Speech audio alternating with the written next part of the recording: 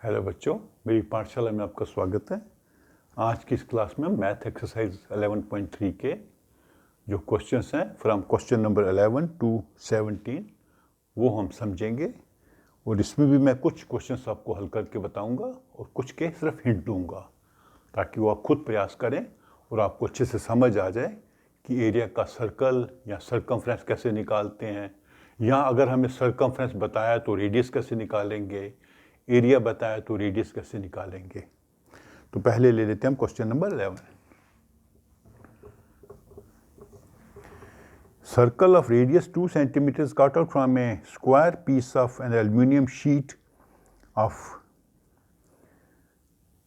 side 6 centimeter. What is the area left?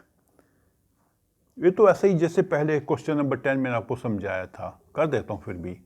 ये एक square piece है जिसकी साइड है 6 सेंटीमीटर।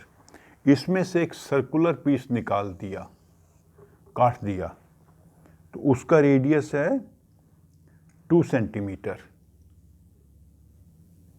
तो आपको ये एरिया ढूंढना है। तो क्या करेंगे, area of square, area of square, ये जो पूरा पीस था वो है स्क्वायर, तो ए स्क्वायर होता है या साइड स्क्वायर कहते हैं। तो यहाँ पे ए की वैल्यू क्या है 6 सेंटीमीटर, तो हो जाएगा 6 into 6 is equal to 36 centimetre square. तो उसका पूरा जो एरिया है वो है 36 सेंटीमीटर स्क्वायर। तो बीच में से जो हमने डिस्क काटी है वो सर्कुलर है। एरिया ऑफ सर्कल क्या होगा, पाई आर स्क्वायर। ठीक है, तो यहां पर उन्होंने पाई की वैल्यू दिया। क्वेश्चन में देखना हर बार आप पाई की वैल्यू क्या दी है, 3.14 इंटू आर, आर क्या 2 स्क्वायर। तो क्या हुआ 3.14 इंटू 2 इंटू 2 4। तो ये कितना होगा, 14 चौके 56, 4 3 12 सेंटीमीटर स्क्वायर। तो जो हमने डिस्क काट के अलग कर दी है उसका एरिया निकला 12.56 सेंटीमीटर स्क्वायर, क्योंकि उसका रेडियस है 2 सेंटीमीटर।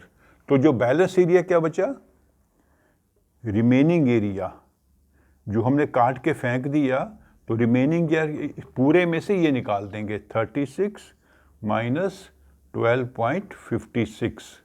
तो ये माइनस करेंगे तो आ जाएगा 44.32। 4 6 10 1 4 10 1 2 1 3 3 6 2 1, इतना एरिया बचा सेंटीमीटर स्क्वायर। तो ये एरिया जो है आंसर है, ये एरिया मेटल का बचा, बाकी हमने काट दिया। ठीक है, फिर आ जाते हैं क्वेश्चन नंबर 12। आप खुद करिए, सिंपल है।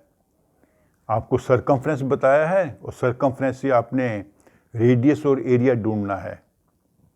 2 पाई आर का फॉर्मूला लगा के आप ढूंढ सकते हैं रेडियस, और जब रेडियस मिल जाएगा तो एरिया निकाल सकते हैं। और यहाँ भी पाई की वैल्यू आपने 3.14 लेनी है। फिर आ जाते हैं हम क्वेश्चन नंबर 13 पे।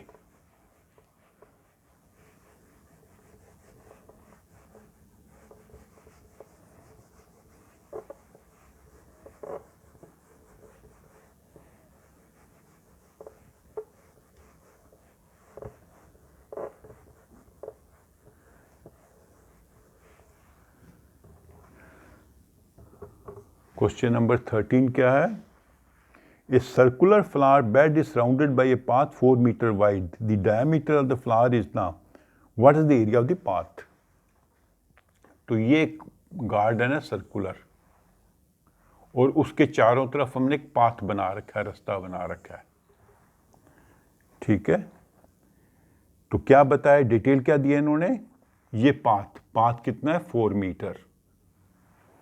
और दूसरा क्या बताया इन्होंने, diameter of the flower bed 66।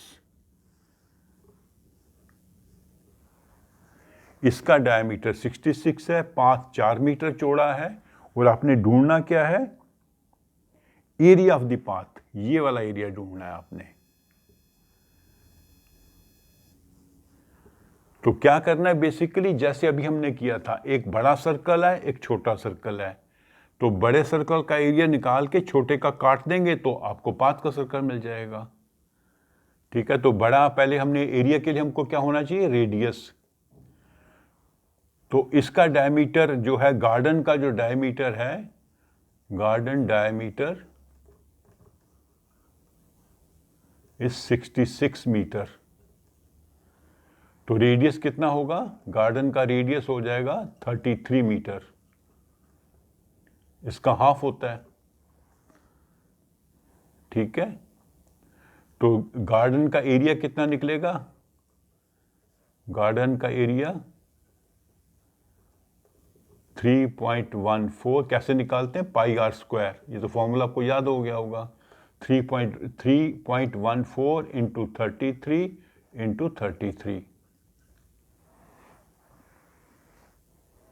ठीक है, तो ये अगर आप सॉल्व करेंगे तो इसकी वैल्यू निकलेगी 3419.46 मीटर स्क्वायर। 33 को 33 से मल्टीप्लाई करिए, फिर 3.14 से मल्टीप्लाई करिए, तो ये एरिया आ जाएगा। ये किसका एरिया निकला, जो बीच वाला गार्डन है। ठीक है, अब हम जो बड़ा सर्कल बना जिसमें पाथ भी इंक्लूडेड है, उसका रेडियस कितना बनेगा, उसका रेडियस बनेगा 33 प्लस 4 37। कैसे, मैं समझाता हूं आपको, ये थोड़ा मैं क्लियर कर देता हूं।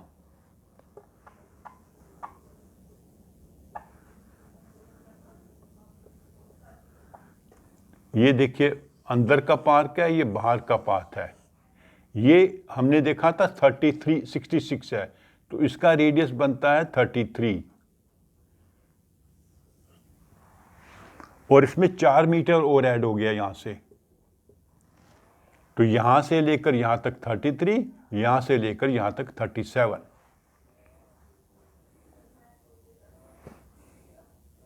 तो अंदर वाला जब एरिया निकालना है हमने, तो हमने 33 को यूज किया। जब बाहर का निकालेंगे तो 37 यूज करेंगे, तो उसका एरिया क्या निकलेगा, एरिया ऑफ आउटर सर्कल कह सकते हैं इसको। ये बाहर का जो सर्कल है, ये वाला जो सर्कल है, आउटर सर्कल, उसका क्या बनेगा, पाई आर स्क्वायर 3.14 इंटू 37 स्क्वायर। इसकी वैल्यू आप कैलकुलेट करेंगे, 37 और 37 को मल्टीप्लाई करिए आपस में और 3.14 से करिए, तो ये मैंने कैलकुलेट कर रखा है 4298.66 स्क्वायर मीटर। तो ये बड़े एरिया का सर्कल का एरिया है और ये वाला छोटे सर्कल का एरिया है। तो हमें क्या ढूंढना है, ये वाला ढूंढना है। तो इसमें से ये वाला माइनस कर देंगे, तो एरिया ऑफ पाथ, जो पाथ बनाया हमने 4 मीटर का, उसका एरिया कैसे निकलेगा, 4298.66, उसमें से माइनस कर देना ये वाला 3419.46। तो ये जब आप सॉल्व करेंगे तो उसका आंसर आ जाएगा 879.20 मीटर स्क्वायर। तो ऐसे सभी क्वेश्चंस में आपको 2 बार एरिया कैलकुलेट करना पड़ता है। बड़े सर्कल का एरिया, उसमें से छोटे सर्कल का एरिया माइनस कर देंगे तो बीच ये वाला एरिया आ जाएगा जो हमने ढूंढना था। ठीक है, अच्छा मैं एक और चीज बताऊं इंटरेस्टिंग आपको। अगर इसमें आप जो है ना 3.14 की जगह 22.7 वैल्यू लगाते तो इसका आंसर निकलता 880। ये आप करके देखिए, इसी क्वेश्चन को आप करिए प्रैक्टिस करने के लिए। पाई की वैल्यू लगाइए 22/7, तो यहाँ पे 879.20 आया है, वहाँ पे आएगा 880। क्यों? क्योंकि ये जो वैल्यू है एग्जैक्ट वैल्यू नहीं है। 22/7 कि जो 3.14 वैल्यू देते हैं ये एग्जैक्ट वैल्यू नहीं है, ये अप्रॉक्सीमेट वैल्यू है। अप्रॉक्सीमेट वैल्यू होने से थोड़ा सा डिफरेंस आ जाता है दोनों आंसर में। अगर आप 22/7 करते तो आपको आंसर आता है 880। अगर आपने 3.14 लगाया जैसा क्वेश्चन में बताया गया है तो आंसर आया है 879.20। थोड़ा सा डिफरेंस है। तो ये हो गया आपका क्वेश्चन नंबर 13।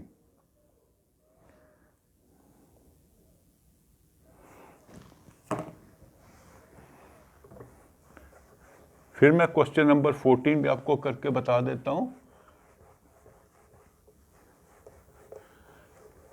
इसको भी आप दो प्रकार से कर सकते हैं। क्वेश्चन समझ आ जाएगा तो आपको ये दिक्कत नहीं पड़ेगी।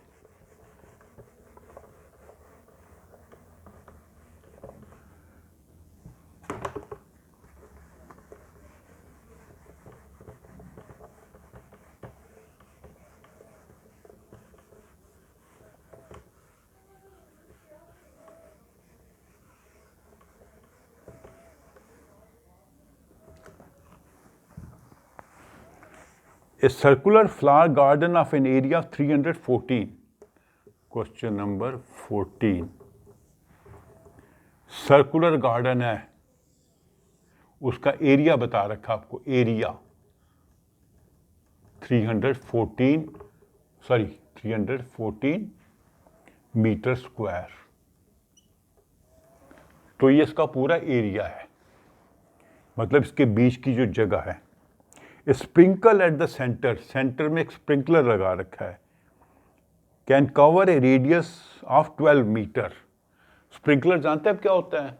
स्प्रिंकलर एक छोटा सा फाउंटेन होता है जिसमें से बड़े प्रेशर से पानी निकलता है और ऐसे घूम के जाता है, और वो घूमता रहता है स्प्रिंकलर, ताकि इस पूरे पार्क में पानी फैलता रहे।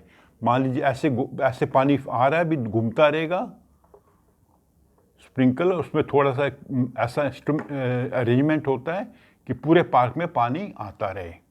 तो ये जो स्प्रिंकलर है, जब ये पानी फेंकता है तो वो एक सर्कल सा बन जाएगा, और उस सर्कल का रेडियस होगा 12 मीटर। मान लीजिए ये सर्कल है, यहां तक पानी जा रहा है, तो उसका एरिया है 12 मीटर। हमें इसका रेडियस मालूम नहीं है, हमें इसका एरिया मालूम है। तो ये जो स्प्रिंकलर पानी फेंकता है, इससे एक सर्कल सा बन रहा है, वो उसका रेडियस है 12 metre. Will the sprinkle water the entire garden और नॉट? आपको इसमें आंसर देना है यस और नो। क्या ये स्प्रिंकलर पूरे गार्डन में पानी छिड़क देगा कि नहीं छिड़केगा? कैसे मैं समझाऊं? मान लीजिए ये स्प्रिंकलर यहां तक पानी जा रहा है तो पूरे गार्डन में पानी आ रहा है, और अगर मान लीजिए गार्डन ऐसे होता और स्प्रिंकलर का पानी यहां तक जाता तो पूरे गार्डन में नहीं जा रहा, क्योंकि स्प्रिंकलर का पानी इतना आएगा।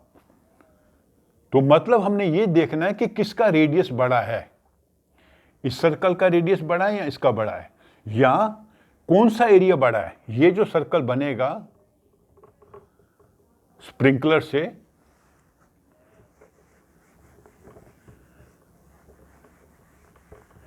स्प्रिंकलर भी एक सर्कल सा बना रहा है पानी का,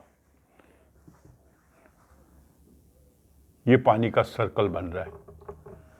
तो इसका एरिया बड़ा है कि इसका बड़ा है?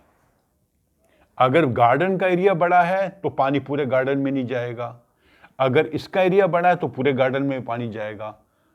ठीक है, तो दो तरीके हैं। एक तरीका है कि हम रेडियस निकाल लें, इसका, इस वाले का रेडियस निकाल लें, गार्डन का रेडियस निकाल लें, और उसको देखें कि वो 12 मीटर से बड़ा है कि छोटा है। तो एरिया बताया हुआ हमें, एरिया क्या होता है? पाई आर स्क्वायर। तो इसका मतलब है 314 मीटर इज इक्वल टू पाई। पाई की वैल्यू क्या लेनी है? 3.14। ये हमेशा देखिएगा क्वेश्चन में।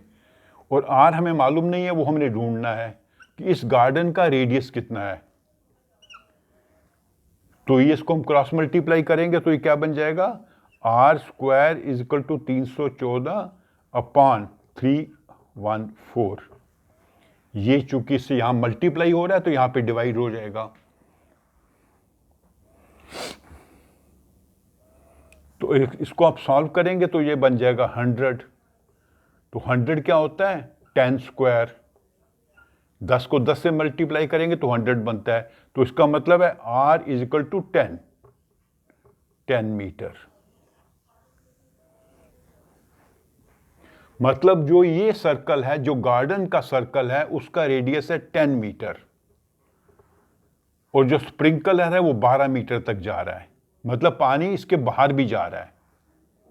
तो मतलब पूरे गार्डन में पानी स्प्रिंकल हो रहा है, छिड़का जा रहा है। अगर ये गार्डन 12 मीटर से बड़ा होता, गार्डन का रेडियस 12 मीटर से बड़ा होता तो पूरा गार्डन कवर नहीं होता। 12 मीटर से कम है तो पूरा गार्डन में पानी छिड़का जा रहा है। तो इसका आंसर आएगा यस।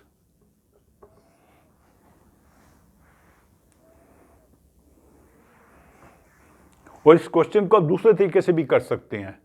दोनों तरीके आपको आने चाहिए, वो आप खुद प्रैक्टिस करिए। उसमें क्या करिए कि इसका एरिया आपको बताया हुआ है गार्डन का, तो इस जो ये सर्कल बन रहा है, जो पानी छिड़का जा रहा है, उसका एरिया निकालिए ये 12 मीटर यूज करके।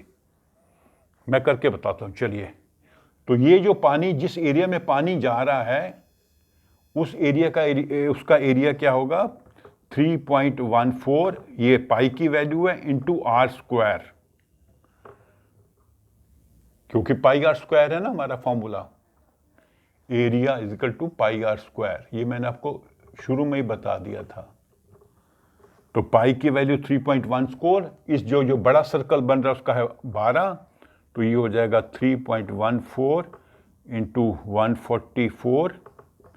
तो इसको जब मल्टीप्लाई करेंगे तो ये आ जाएगा, मैंने किया था इसका मल्टीप्लाई, 452.16 मीटर स्क्वायर। तो ये जो बड़ा सर्कल बन रहा है उसका एरिया है 452 स्क्वायर मीटर, उससे ज़्यादा ही है। और इसका एरिया है 314।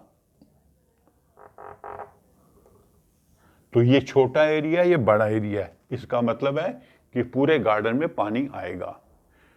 आप एग्जाम में ऐसे ही करिए सिंपल तरीके से। ये सिर्फ समझाने के लिए कर रहा हूं कि एक क्वेश्चन को आप दो तरीकों से भी कर सकते हैं और दोनों मेथड आपको आने चाहिए। हर मेथड को समझना चाहिए। मैंने आपको पहले भी बताया था कि मैथ में कई बार एक क्वेश्चन को आप 2 तरीके या 3 तरीके से कर सकते हैं। हर मेथड आपको आना चाहिए और जो मेथड आपको सिंपल लगे उस मेथड से आप स्कूल में या एग्जाम में करें।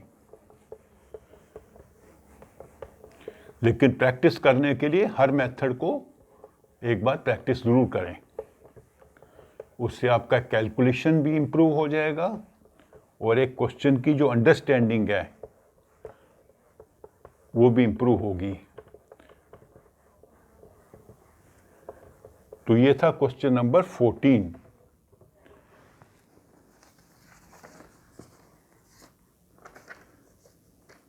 तो अभी आते हैं क्वेश्चन नंबर 15 पे। Find the circumference of inner and outer circle shown in the adjoining figure. तो आपको उन्होंने मैं इस क्वेश्चन का हिंट दूंगा आपको। एक क्वेश्चन नंबर 15 है, हिंट दूंगा आपको सिर्फ। Find the circumference of inner and outer circles. 2 circle बनाए हुए हैं उन्होंने। ये इनर सर्कल है, इनर मतलब अंदर, आउटर बाहर सर्कल। और आपने क्या ढूंढना है? सर्कमफ्रेंस, सी किनका? इसका भी और इसका भी। और सर्कमफ्रेंस कैसे निकालते हैं आप? वो आपको बताया था मैंने, फॉर्मूला 2 पाई R। तो मतलब आपको रेडियस अगर पता है तो आप सर्कमफ्रेंस ढूंढ सकते हैं। तो रेडियस कैसे ढूंढेंगे? इन्होंने क्या दिया हुआ है, यहां पे लिखा है 10 मीटर और यहां पे लिखा है 19 मीटर। तो बाहर वाले का तो उन्होंने रेडियस बता रखा है। आउटर सर्कल का रेडियस है 19। यह है आउटर सर्कल। आउटर सर्कल का रेडियस है 19 मीटर। तो 90 मीटर से आप 2 पाई आर का फॉर्मूला लगा के इसका सरकमफ्रेंस ढूंढ सकते हैं। इनर वाले का रेडियस नहीं बताया हुआ, लेकिन आपको ये हिंट दिया हुआ है कि इन दोनों का बीच डिफरेंस है 10। तो अगर ये 19 है और ये 10 है तो इसका ये कितना होगा, ये 9 होगा। तो रेडियस ऑफ इनर सर्कल क्या होगा, radius of inner circle 19 minus 10 is equal to 9 metre. ये वाला 9 मीटर है, ये 10 है, टोटल 19 है। यहां पे मैं लिख देता हूं आपको थोड़ा कंफ्यूजन ना हो। ये 19 है, ये 19 है, ये 10 है, तो ये 9 होगा।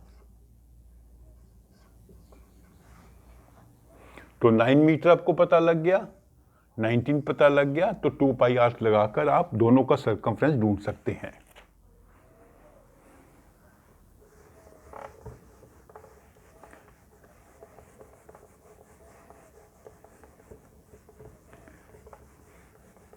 फिर आते हैं हम क्वेश्चन नंबर 16 पर।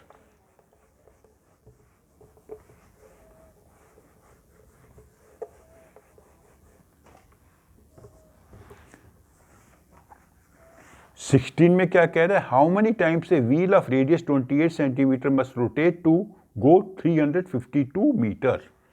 एक लाइन है 352 मीटर की और इसके ऊपर एक सर्कल हमने घुमाना है, पहिया घुमाना है। उस पहिए का रेडियस कितना है, 28 सेंटीमीटर। इसका जो रेडियस है 28 सेंटीमीटर है। तो कितने चक्कर लगाएगा यहां से यहां पहुंचने तक। तो जैसे मान लीजिए, ये मैं आपको बताता हूं, ये एक लाइन है, इसके ऊपर मैंने ये घुमाना है, तो मैंने यहां डॉट लगा दिया। तो ये डॉट लगा के ऐसे घुमाते घुमाते घुमाते यहां तक एक सर्कल हुआ, यहां से चले तो यहां के एक सर्कल हुआ। तो इतना डिस्टेंस उसने कवर किया एक सर्कल में। तो ये क्या डिस्टेंस है, इसका सरकमफ्रेंस। ठीक है, ऐसे घूमा, ये देखिए डॉट लगा रखा है,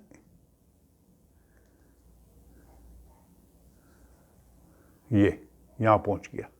साथ 22 सेंटीमीटर ये घूमा। जितना इसका सरकमफ्रेंस है उतना एक सर्कल में डिस्टेंस कवर करेगा। तो मतलब इसका सरकमफ्रेंस आप ढूंढिए। सरकमफ्रेंस क्या होता है, 2 पाई आर। इसमें पाई की वैल्यू क्या बोली इन्होंने, 22/7। 2 पाई आर, 2 इंटू 22/7 इंटू 28, तो ये हो जाएगा 7 चुके 28, 176 सेंटीमीटर। जब ये एक चक्कर लगाएगा तो 176 सेंटीमीटर ये कवर कर रहेगा डिस्टेंस। उसको अगर मीटर में कन्वर्ट करना है तो 1.76 मीटर, क्योंकि डिवाइड कर 100 से डिवाइड करना पड़ेगा आपको। ये सेंटीमीटर था, ये मीटर बन गया। तो एक चक्कर में ये 176 मीटर कवर करेगा। तो इन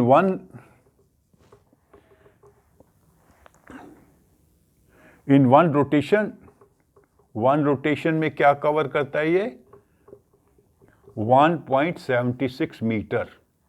इतना डिस्टेंस कवर कर लेगा, यहां से चलेगा तो यहां पहुंच जाएगा। तो 300 कितना है, 352 मीटर विल बी कवर्ड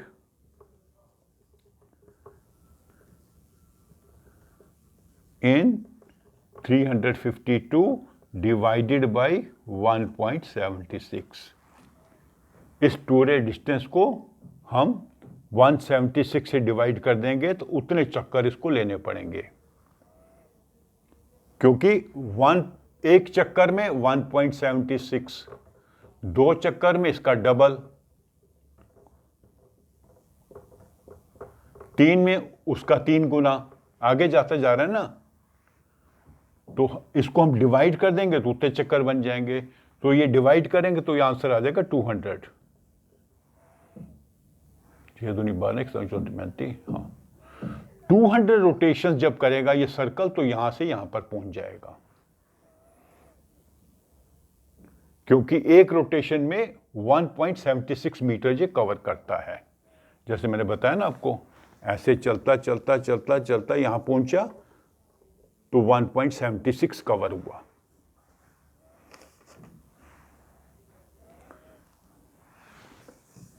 ये क्वेश्चन नंबर हो गया 16। तो क्वेश्चन नंबर 17 का भी मैं आपको हिंट दूंगा बस।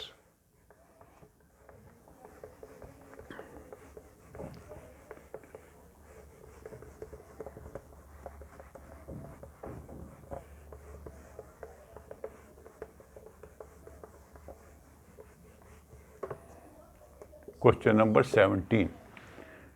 The minute hand of a circular clock is 15 centimeter long. एक घड़ी है, उसकी जो मिनट हैंड है, घड़ी में दो हैंड्स होती हैं आपको मालूम है, hour hand and the minute hand.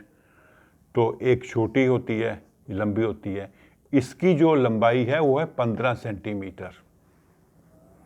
How far does the tip of the minute hand move in 1 hour? एक घंटे में इसका टिप जो है कितना घूमेगा, कितना डिस्टेंस कवर करेगा। तो आपको मालूम है कि मिनट हैंड एक घंटे में कितने चक्कर करती है इसके? 60 मिनट्स होते हैं, तो एक घंटे में पूरा 60 मिनट्स में एक पूरा चक्कर लगाएगी। तो एक चक्कर लगाने का मतलब पूरा सरकमफ्रेंस, यहां से शुरू किया घूम के यहां पे वापस आएगी 1 घंटे में। तो 1 घंटे में मतलब एक चक्कर, तो एक चक्कर का मतलब सरकमफ्रेंस। तो आपने वो सरकमफ्रेंस ढूंढना है उस सर्कल का जिसका रेडियस 15 सेंटीमीटर है। ओके, ये एक ऐसे घूमेगी, मान लीजिए यहां से शुरू हुई तो 1 घंटे में घूमकर सुई वापस यहां पर आ जाएगी। तो एक सर्कल बनेगा, उस सर्कल का रेडियस होगा 15 सेंटीमीटर, और आपने टिप का देखना है तो इसका मतलब सरकमफ्रेंस देखना है आपने। सरकमफ्रेंस मतलब 2 पाई आर, और पाई की वैल्यू भी दे रखी है 3.14, उसको लगा के आप इसका सरकमफ्रेंस ढूंढ सकते हैं। तो that is the distance covered by the tip in 1 hour. ठीक है, तो ये आपका एक्सरसाइज कंप्लीट हो गई। तो अगले वीडियो में हम इसकी जो नेक्स्ट एक्सरसाइज है 11.4 करेंगे, और इससे आपका ये चैप्टर कंप्लीट हो जाएगा, पेरीमीटर एंड एरिया। तो अगर आपको ये मेरी वीडियो अच्छी लगी है तो प्लीज़ इसे लाइक करें, अपने फ्रेंड्स के साथ शेयर करें, और अगर आपने मेरा चैनल अभी सब्सक्राइब नहीं किया है तो इसे सब्सक्राइब जरूर करें। Thank you.